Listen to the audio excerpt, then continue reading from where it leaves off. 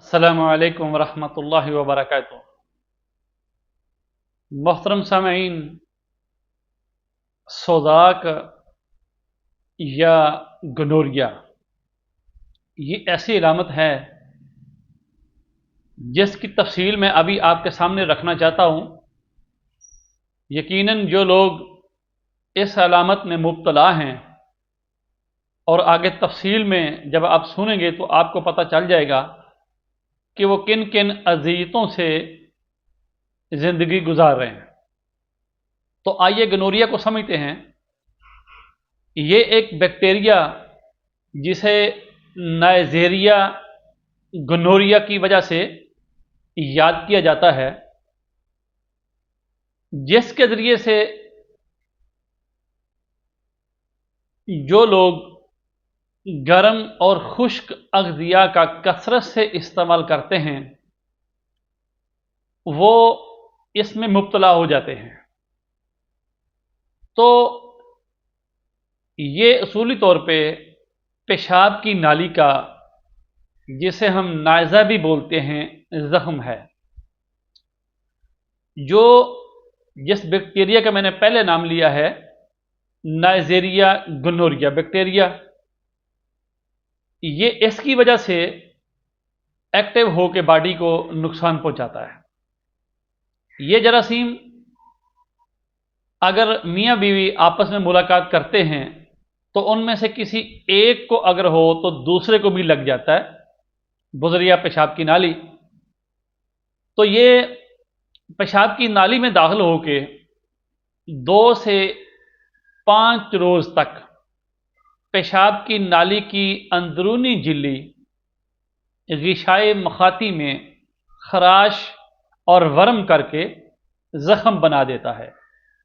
इस ज़ख्म से बदबूदार सफ़ेद रतूबत या पीली पीप बहती है, जो आमतौर पे आप टेस्ट करवाएं तो उसमें पस के तौर पे ज़ार भी होती है। पेशाब दर्द, रकावट और जलन से आता है।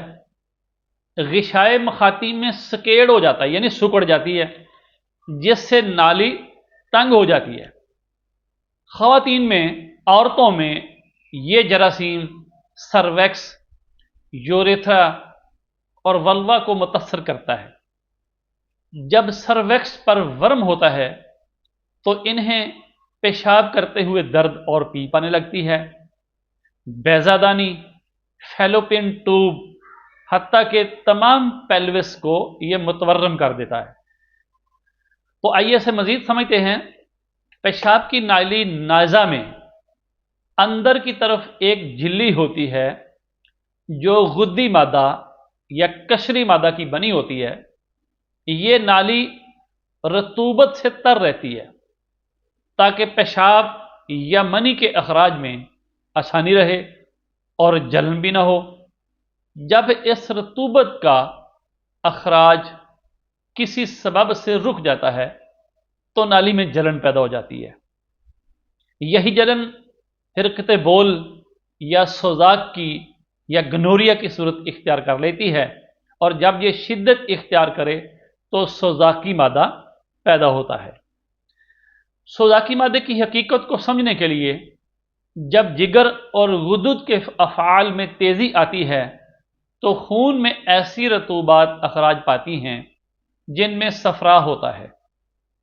जब इस सफ़रा में ज़्यादती हो जाए तो ज़ायद सफ़रा में खमीर बनना शुरू हो जाता है और ये मतफ़न हो जाता है, और आहिस्ता आहिस्ता ये ज़ख्म, ये जहर जिस्म के तमाम गुदुद में सर से पाँव तक फैल जाता है और कीमियावी तौर पर खून में शामिल हो जाता है और इन सब में सुकेड़ पैदा कर देता है। इसकी अलामत को अगर समझें तो आपको पता चल जाएगा कि क्या आप तो इस सोजाकी मादे की लपेट में नहीं आ चुके। सोजाकी मादा के असरात 3 या 10 दिनों में ज़ाहिर होने शुरू होते हैं, जिससे पेशाब की नाली में खारिश, दर्द और सोदश, पेशाब कम और जलन से आता है। फिर वहाँ ज़ख्म हो जाता है जिससे बाज़ औक़ात खून भी आता है और शदीद दर्द होता है اکثر لوگ جب اپنے مادہ منویہ کا ٹیسٹ کرواتے ہیں تو اس میں پس کے ساتھ ساتھ RBC آگے ان کے آگے لکھا ہوتا ہے کہ یہ آ رہے ہیں 1 2 یا کچھ، تو اس رپورٹ میں بھی ظاہر ہو جاتا ہے۔ اور اس سے شدید درد بھی نالی میں ہوتا ہے جب پیپ آنے لگتی ہے، لیکن اس وقت مریض پیشاب کرنے سے گھبرا جاتا ہے اور کبھی پیشاب سے رک جاتا ہے بیچارہ، کیونکہ پیشاب ہونے میں تکلیف ہوگی، اور اس سے عضو مخصوص متورم بھی ہو جاتا ہے۔ پیشاب کرتے وقت جو ٹیسیں پڑتی ہیں، اس وقت ان لوگوں کو خیال آتا ہے کہ کاش ہم گرم اور خشک اغذیہ نہ کھاتے یا کم کھاتے یا فاسٹ فوڈ سے پرہیز کرتے۔ یہ علامات اس قدر شدید ہوتی ہیں کہ کپڑا لگنے سے بھی درد شروع ہو جاتا ہے۔ جب پیپ پڑ جاتی ہے تو علامات قدرے کم ہو جاتی ہیں۔ اگر صحیح علاج ہو جائے اور آئندہ سے بندہ خوراک اچھی کھانے کا عہد کر لے تو سوزاک یا گنوریا مکمل ختم ہو جاتا ہے، ورنہ نالی میں کرا یا زخم بن جاتا ہے اور آہستہ آہستہ سوزاکی مادے کے اثرات سارے جسم میں سرایت کر جاتے ہیں، اور پھر یہ ذلت امیز زندگی گزارنے پر بندہ اپنے ہاتھوں مجبور ہو جاتا ہے۔ کمر اور کولے میں درد ہوتا ہے، جس میں گرمی کا احساس ہوتا ہے، نیند کی بے چینی ہو جاتی ہے، پیشاب کی نالی میں زخم اور زائد گوشت کے ابار سے تنگی ہو جاتی ہے، پیشاب کا اخراج مشکل ہو جاتا ہے اور بعض اوقات پیشاب کی نالی لگا کر پیشاب نکالنا پڑتا ہے۔ جب اس کا زہر خون میں سرایت کر جائے تو اسے بھی متعفن کر دیتا ہے، جس سے جسم پر دانے نکل آتے ہیں۔ اس سے دل اور باقی اعضاء کی غدی جھلی میں بھی شدید سوجن ہو جاتی ہے۔ جب سوزاکی مادہ میں شدت ہوتی ہے تو یہ پیشاب کی طرف تو یہ زہر مثانہ کی طرف بڑھتا ہے، غدہ مزی، غدی اور خصیہ، سیمی ویزیکل، ایپیڈیڈرمس یہاں تک پہنچ جاتا ہے۔ مردوں میں اس کی انفیکشن فوتوں میں ہو جاتی ہے تو اس کے سپرم مردہ ہو جاتے ہیں، جس سے وہ اولاد پیدا کرنے کے قابل ہی نہیں رہتا۔ لیبارٹری ٹیسٹ میں، سیمن ٹیسٹ میں پیپ یعنی پس سیل کی مقدار 4 سے بڑھ جاتی ہے، آپ اسے بھی اندازہ لگا سکتے ہیں۔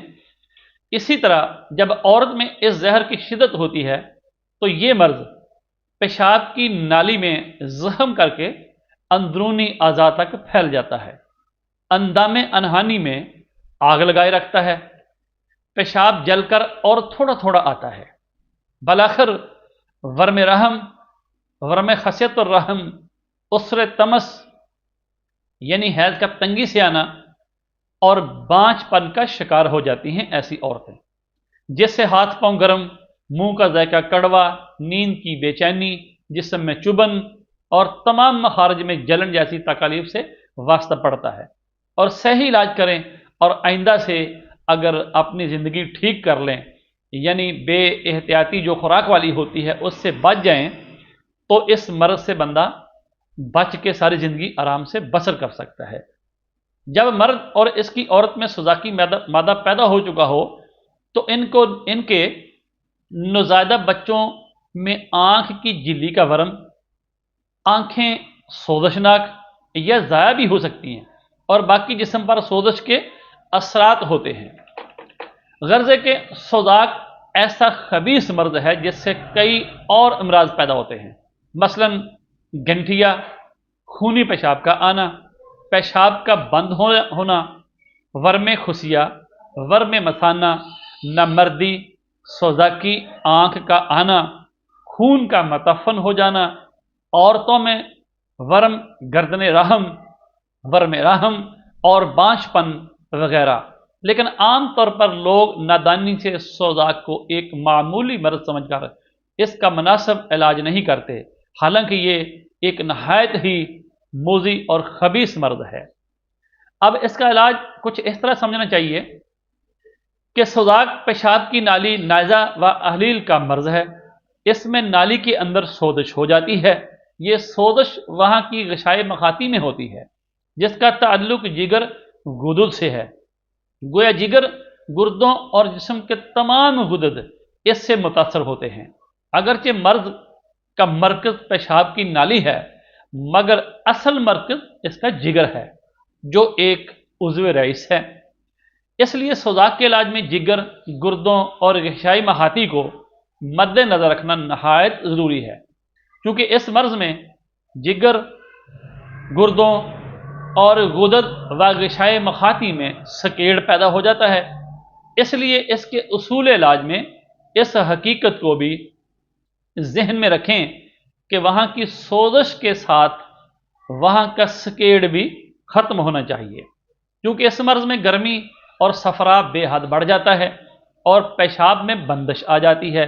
इसलिए इस मर्ज़ में अमूमी अतिब्बा और अवामी सर्वे सर्द मुदर्रात देते हैं, यहाँ तक कि संदल, कबाब, चीनी, मेहंदी, धनिया तक इस्तेमाल करवाते हैं।